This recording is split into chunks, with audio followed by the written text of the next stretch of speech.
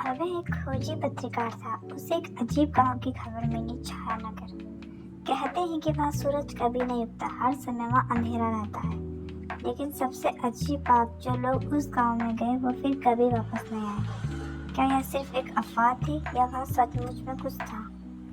अभय को ये राज सुलझाना था। उसने अपनी गाड़ी उठाई और चल पड़ा उस रहस्यमय गांव की ओर। जब अभय गांव के करीब पहुंचा तो उसने महसूस किया कि रास्ते पर अजीब सी कोहरा और ठंड थी, जबकि बाकी शहरों में गर्मी थी। गांव का गेट खुला था लेकिन कोई गार्ड नहीं था। गांव के अंदर हर घर में बल्ब चल रहे थे लेकिन कोई इंसान नहीं दिख रहा था। सड़क पर पुरानी कारें खड़ी थी लेकिन उनमें कोई नहीं था। घड़ियां सभी 12 बजे रुकी हुई थी। क्या ये जगह सच में वीरान है? तभी उसे एक हल्की हंसी की आवाज आई। अभी ने घूमकर देखा लेकिन वहाँ कोई नहीं था। कहीं मैंने गलत तो नहीं सुना? वह आगे बढ़ा और उसे पुरानी दुकान दिखी जिसके बाहर एक बूढ़ा आदमी बैठा था। अभय ने पूछा, पापा यहाँ कोई और क्यों नहीं है? बूढ़े आदमी ने धीमे से कहा, वो है पर तुम उन्हें देख नहीं सकते।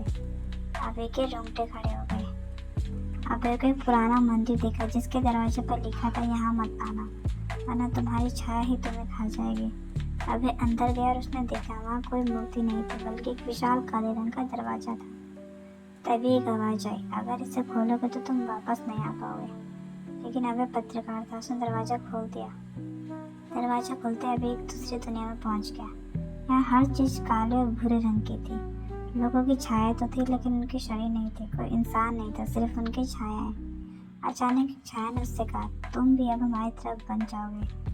अभय डर के मारे भागा लेकिन वो जितना भागा छाया उतनी ही पास आती गई। अभय को एहसास हुआ कि गांव के हर इंसान की आत्मा अब छाया बन चुकी थी। अगर मैं यहाँ ज्यादा देर तक रुका तो मेरी भी छाया मुझसे अलग हो जाएगी। वो वापस मंदिर के दरवाजे की ओर भागा लेकिन दरवाजा बंद हो चुका था। अचानक बूढ़े आदमी की आवाज आई, अगर बचना है तो अपने नाम को 3 बार उल्टा बोलो। अभय ने तेजी से कहा, यभा यभा यभा। एक झटके में वह वापस असली दुनिया में आ गया। लेकिन कुछ बदल चुका था। अभय ने खुद को चेक किया, वो सही सलामत था। शायद वो एक सपना था। लेकिन फिर उसने जमीन पर देखा, उसकी छाया नहीं थी।